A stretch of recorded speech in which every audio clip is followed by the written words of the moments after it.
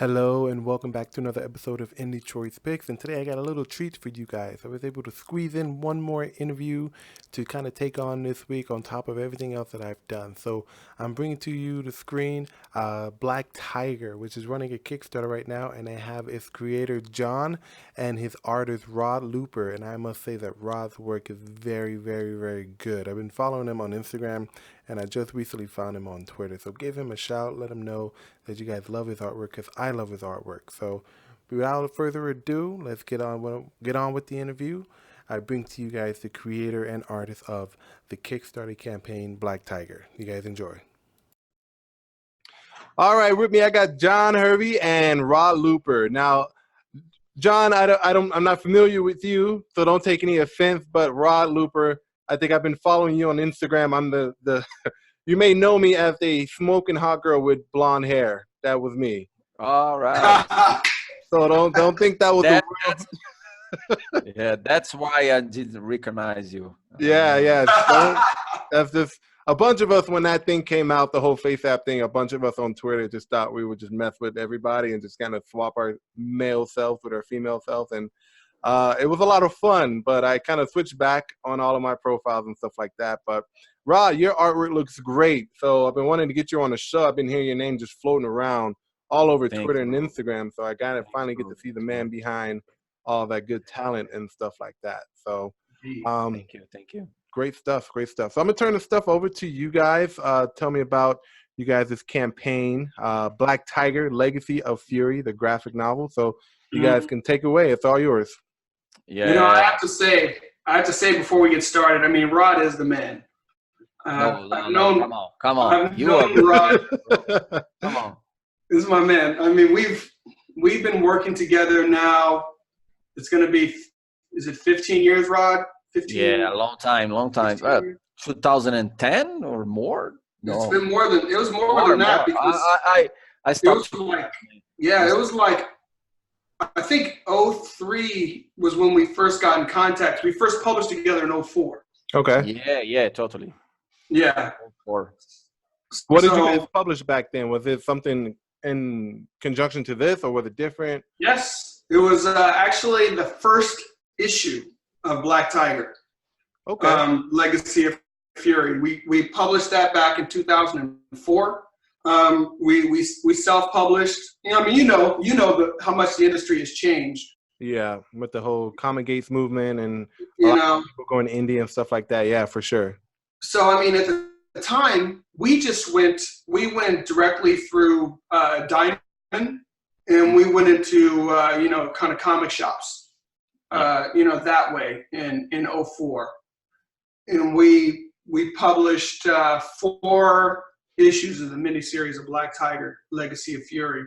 So kind of, I'm kind of jumping around, but now we're bringing it full circle. We've already, Rod's already provided 6 full issues worth of amazing art, and we have some additional art that we want to provide as well. Once we get the Kickstarter fully funded. Okay. So we're really looking to provide. We've got about 140 pages now. We're looking to provide probably around the realm of 160, 170 pages of just. Because the main thing when John approached me with his idea, he was paying from his own pocket. So we are producing little by little, like 10 pages, 5 pages, 2 pages, whatever.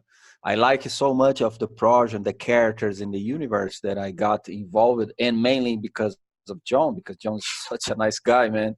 Such a nice guy, and for the long time that we are working together, we become friends, real friends, even without knowing in person. But now, 15 years after this, John was with the idea to publish online in a new website that he wants to release. And I told him about Detective Dead campaign and Divine Factory campaign that got succeed.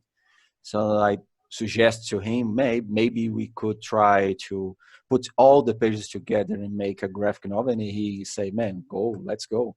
And he prepare all the campaign, everything together, finish some page that we need to finish, and now it's online. I hope we get to see this campaign and maybe cool. working another project in this project or another project. John Mind has such a insane characters, man. Many characters, many stories. He's even working with a friend of mine because I say, John, I can't draw in my both hands at the same time. It's possible, man. I'm drawing Detective Dead. I'm drawing Black Tiger page. It's impossible. Yeah. Now, are you also coloring the pages as well, or are you just responsible for the inking and the penciling and all that? No, I just responsible for pencil, man. It's impossible. Okay. It's so I work in my own comic book way back then, doing everything. It's a huge job, man. It's like 1 year to produce 40 pages is insane. So I prefer to concentrate only in pencils and storytelling, everything that is already a big job in the comic book. All right. So who's in charge of doing the coloring of the pages? Who does that? So we've actually had kind of a team of folks over time that have worked over the coloring of the pages. Most of this book was colored by a gentleman named Rod Hawkins, who is an amazing colorist. He did most of what you see. There's been some pages that we've done subsequently, and we've used a company called Beezzz Studio. Some really nice dudes. But I mean, mostly it was Rod Hawkins that did most of the coloring. Okay. Yeah. So let's jump into it. You guys see my screen right now, right? With the campaign. Yes, sir. Jump into the story a little bit. Kind of give me like what it's about, the whole gist of it. What inspired you guys to get into this kind of story? Just give me the long story, but short, if you catch my drift. Yeah. So here's the short, long story. Basically, for generations, the men of the Fong family, they've been serving as the Black Tiger. And think of the Black Tiger as supernatural kung fu. That's probably the easiest way to put it. Are we talking like Avatar bending kind of kung fu?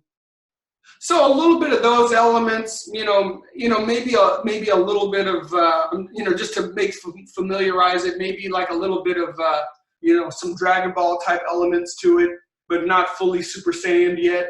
Yeah. Okay. Got you. So and that's part of what this journey is. Part of the journey is just what is the power, and you start to realize that the power is actually very much affected by the person that's wielding it. So we have, very much a martial arts background, of the characters. So the characters, they portray the power through martial arts. Okay. So they use martial arts, they fight with martial arts, but then they also exhibit other powers as well. And you have men that have been a long line of men in this family that have been the Black Tiger. Then you come to today, and you kind of have the rubbing of old school versus new school, kind of old country. Now you got second generation Chinese American, kids, and he's got a daughter and a son. And in terms of who's actually being fit, the daughter's the one that's fit. But in terms of tradition, it's got to go to the son. Mm-hmm. So then that's where the rub becomes, and that's where the friction becomes. And then it becomes a question of, how is this legacy going to persist once the father dies? It ends up being bequeathed to the son, but the daughter, the way the power works, she has entitlement to it as well. So then, I don't want to give too much away, but a struggle between them ensues. There's a lot going on in the city because, Black Tiger was kind of the bridge between the metahumans and what are called the cold scans, kind of the normal humans. And with him gone and this new Black Tiger that's a lot more, just feral. Yeah. The city's just jumping into chaos. Fantastic. I like it. I like the art. I like what you got going on there in terms of, you have brother and sister, boy, girl, stuff like that. It doesn't scream, and forgive me if I'm getting a little political a little bit, it doesn't scream progressive. A lot of people are kind of going towards comic books that aren't politically motivated. This is a good story in the sense of you have brother and sister. They both want the title of the Black Tiger. They both feel entitled to it, and they're duking it out for it. So it's kind of like a toss-up. Who are the readers going to relate to most? Is it going to be the sister? Is it going to be the brother? And if so, how is it going to end? Can you end the story on a good note to where both of them can get along, one of them dies, stuff like that? That is a very tricky thing to do, to not piss off people in your fan base, for sure. I agree. I agree wholeheartedly. And I'll tell you, one of the things and one of the reasons why I started the story here is I wanted Black Tiger to be about the mantle and not just about any particular individual. So it's a little bit different too. Like, Bruce Wayne is Batman. And no matter how many times they put Dick Grayson or anybody else in that cowl, at the end of the day, Bruce Wayne is going to be back in that cowl. Yeah. That's just how it works. With this, I start off with maybe one of the most beloved Black Tigers, and he gets killed. And then you got this whole almost power struggle between sister and brother. And, I know what you're talking about in terms of, kind of a lot of the content that gets produced today.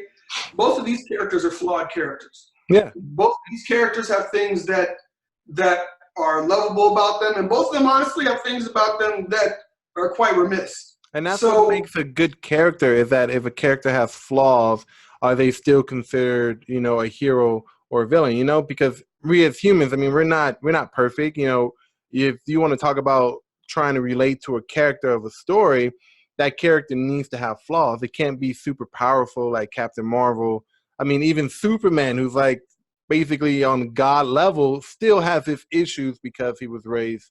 Otherwise we can relate. And I think one of the higher points of this story is that the brother that should be the next Black Tiger, he's kind of bad guy. He's signed a gang, and then he doesn't want to be the Black Tiger, and then her sister is more intellectual. But man, the story is so good, man. And it's like a playground for me, because I can play kung fu martial arts with power, so I can go beyond the normal kung fu movies that we see here. Is more like Matrix with traditional kung fu. Man, so good. And then we have like mutants, other kind of person that the government worker behind to control. Dude, it's not so simple and it's very fun, man. It's very entertainment. And it got me 15 years. I'm still here. I want to see more of this story. Now, Rod, this next question is for you. Now, when I do my drawing, I have this. I don't know if you guys can you guys see this little action figure here on the screen? Yeah. I can see. I use this basically like to reference. Like if I need him to kick, I can reference him out, have him kick and stuff like that. You can move the ankles and stuff like that. Now, you recently said that you're not familiar with Kung Fu martial arts. Where did you get your references? Were you using something like this to kind of make the poses? Were you watching a bunch of Bruce Lee movies or looking up online references on Google? How did you make this happen? I use a lot of reference movies, of course. John, when he wants me drawing a specific scene, he sent me the reference, even in 3D models. He said, Rod, you need to draw the guy with the arm like this so he can change. So I follow and I draw a little bit more artistically beautiful, because some angles could be not so beautiful in the panel. So I always try to see with another vision, more powerful. Matrix for me is the kind of thing. Of course, this story was before Matrix, but when I see Matrix, I said, now this is plastic. This is beautiful to see. The scene, the camera, how it goes. Bruce Lee, of course. I don't need even to mention it. The fact that Keanu Reeves doesn't age is kind of cool too. So that's amazing. No, he's the vampire. Yeah, everyone says that he's a vampire. He's a vampire, man. Age. And what's even worse is that, like, if they're trying to do a Bill and Ted remake, and like, swear you could put him and his 18-year-old self side by side, and they would look exactly the same. And people are like, is he eating human blood? Like, how is he staying young? I'm like, pretty sure Keanu Reeves has his methods. I don't think it's eating people, but we're gonna let people just hang on to that thought for a little while. Exactly. You know, alongside what Rod is saying, I mean, like Rod, I love choreography. Yeah. And one of the reasons I love working with Rod is I literally try to give Rod as much choreography as I can. So whether it's, I have just libraries of comics where I'm like, ooh, that's a really cool pose. Or what if that happened and you did this next? So like I have kind of like that, plus now that there's kind of 3D models that I can mess with and show him. I always provide some kind of choreography, but the beauty of it, and this is why I love comic creation. Yeah, totally. I'll give it to him. And sometimes it'll be like, that's cool. Or sometimes he'll see it and he'll think of something totally better. He'll be like, hey, why don't we do this instead? And I'm like, yeah, that's even, because I really spend a lot of time on the story, but I really spend, when it comes to fights, I spend a lot of time on the choreography of the fight. Okay, I only got 4 panels on this page, 5 panels on this page. How do I want this to happen? Mm-hmm. And then Rod will come back and he'll be like, hey, what if we do this instead? I'm like, oh man, I mean, I've rewritten whole issues based on stuff Rod has given me. I've given him a whole script. He's like, hey, why don't we do this instead? I'm like, okay, I'll be back to you in a little bit, man. Yeah. This is so nice. That was too good of an idea. Yeah, that's is one of the reasons that I prefer comic books than other medias, like concept art. I worked for 2 years in concept art, and I know that we work with imagination, school, colors, everything's okay. But comic books, this change of ideas is like a rock band, when you follow a set of paths and everything goes smoothly, everything goes right. Man, it's so good, man. It's so good. This change of ideas. Sometimes John think that a comic book page is like a movie, The guy comes from here, and then we see a guy here, the glass coming here. I think, come on, John, stop. 5 panels. No, come on, man. It's not a movie. I don't have a camera to be, okay, go to no, stop. Because, like, when I'm drawing my stuff so too, good. it's kind of hard to, because you see it up here, right? Yeah, and when you try and throw it on paper, it's like, okay, well, we're working with a comic book. We're not here shooting a movie. If we were shooting a movie, it would have been like easy, right? But if you're drawing a comic book, what you're seeing up here can easily translate into like 4 or 5, maybe even 6 pages just to get that whole transition. Yeah, and sometimes the scene that he described is beautiful, but for me, it's like, my God, how come I will do so many dudes in one panel without small figures, And then it's a big figure and a small figure and another figure. I said, man, and then I draw in a paper a bigger size. So if I do many details in this pen, I need to think that this pen will shrink. So nobody will see so many details. So, but it's nice, man. I write a whole bunch too. So where the letter's gonna go? Yeah. But I love this, man. I love when you have, because sometimes you have a writer that don't accept some changes, and then you say, "Oh man, but it doesn't work visually. It works in text, but doesn't work visually." And John is totally open to this. I always send layouts to him. I say, "Man, I think we should cut 2 panels," or I said to him, "I need 2 more panels to describe what you want in the text." So it's so good, man. It's so good. I think when you're working with other artists, whether you're writing and stuff like that, especially when you're doing like a campaign or a project like this, you kind of want to be open to other ideas when it comes down to it. Because I know a lot of people who get offended when someone looks at like a script or something and say, hey, what if we do this? I think it'll be better this way. And the thing about being in any type of creative industry, you have to be open to being able to learn. Like, you don't know everything. Like, I don't know everything. You guys probably for sure. You would know more than me, Rod, with your artwork. So I look at your artwork and I'm man, I gotta figure out what this guy's doing because his artwork looks really sick. But there's gonna be someone out. Then no problem. There's gonna be some people out there that it's like, you want to learn from. You want to better your technique. For sure.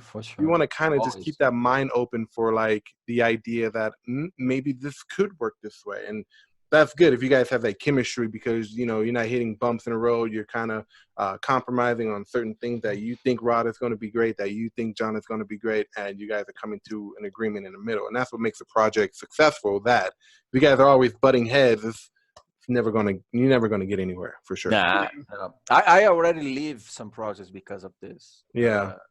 I tried to conversation with the guy, and the guy, oh no, I want this way, and say, man, it's not for me. Bye.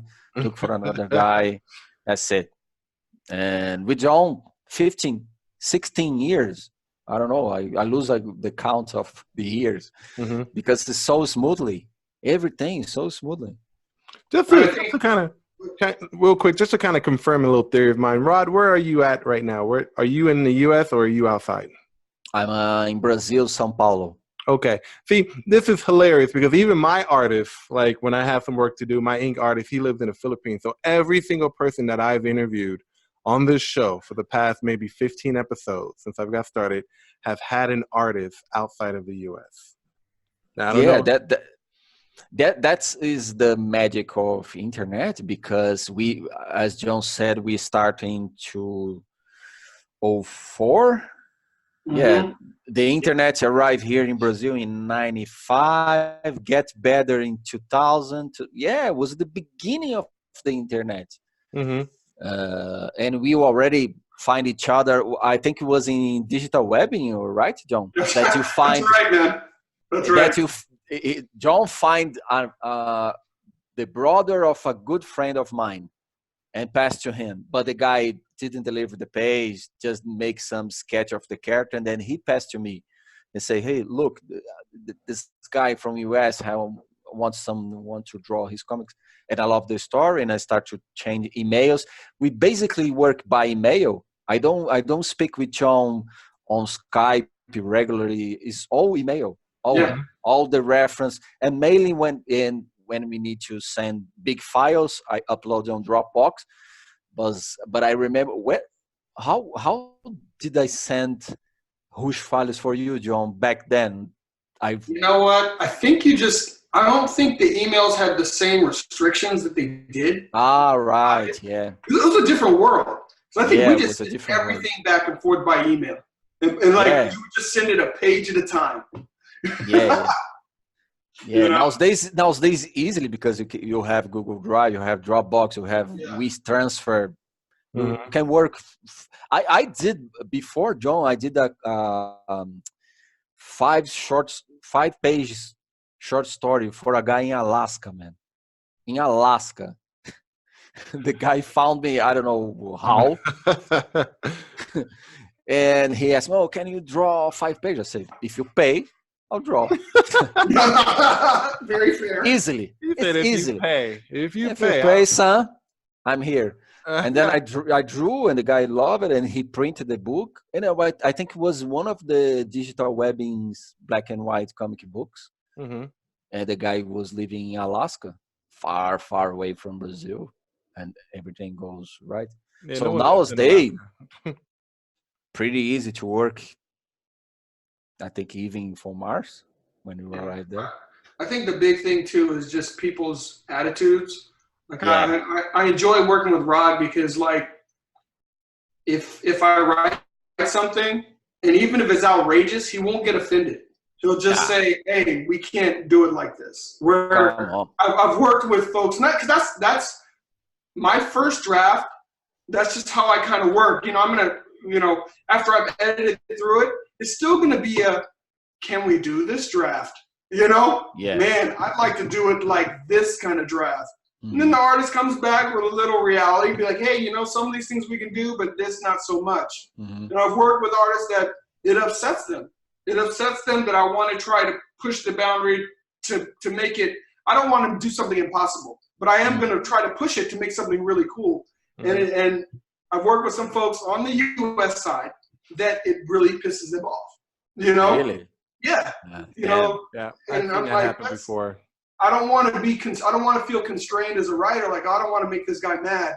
if I kind of push the envelope on this? I mean, just say like it's too much, but we can do this, and I'm good.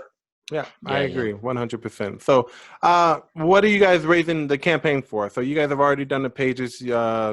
Rod, you said that he's John, you're paying him out of pocket as you guys go, correct?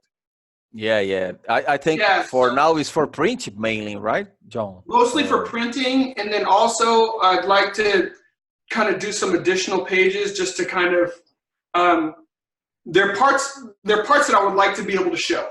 Yeah. So, this would be nice. So, you know, the book as it is very solid.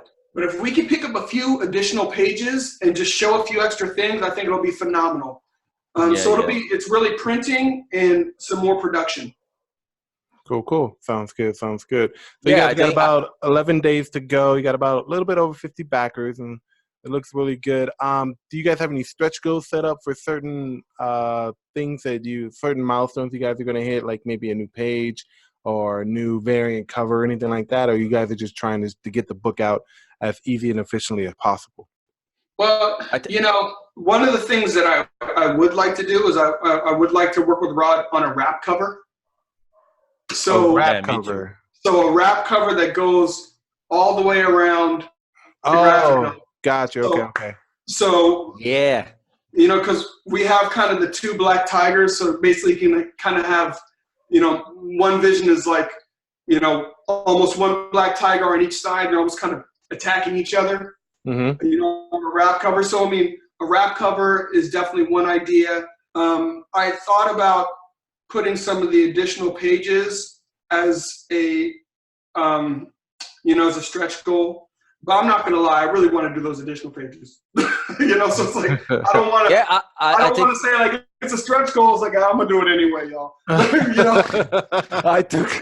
think you said that you have more 10 or 11 pages to put in on this story plus. So we got to do. Yeah. Good stuff, you guys. All right. So kind of running out of time a little bit. So I'm just going to turn it back over to you guys. Do you guys have any, after Black Tiger, is there going to be a sequel to this story? Do you guys have any more stories in mind that's unrelated to this particular project? What's the plan for the future? I think yes to both of those answers. So the funny thing for Black Tiger is we're already another 4 issues deep into the next book, to the next graphic novel. Mm-hmm. Actually 5, because 4 of them are already colored, and we're 5 deep into the next. So as long as we can garner a fan base for this, I think we've got some really fun stories to deliver. But then, in terms of your other question, Rod's got some really great stories of his own that I'm going to help him bring to the table. So we're going to see. I mean, he's an amazing artist, and he's done some amazing short stories. So it's almost more like kind of pulpy short stories that can bring to the table. So yeah. For me, I even was talking to John to make a story of Black Tiger in the past, in Samurai era, on the first Black Tigers. Oh, now that'll be pretty cool to get into. Man. Yeah, okay. I got the chills, man. I really want to draw this samurai shit. Yeah. Castle, battle, horses, everything. So this is an idea that I want to develop with this guy. Yeah. I have another, like he said, an anthology of short story, sci-fi, horror, suspense, everything that I want to do with another artist, Charles Oaks, that is my brother, and John will be like the editor, revision, everything, and maybe write some stories too. Good. I'm drawing Detective Dead, and I still have 70 pages to finish. Oh boy. Antonio is insane. I have another secret project also for the end of the year, so I don't know. Looks hot too. That project looks hot too. Maybe I will stop to sleep for a little while. We don't sleep. None of us sleep. My artist is a vampire.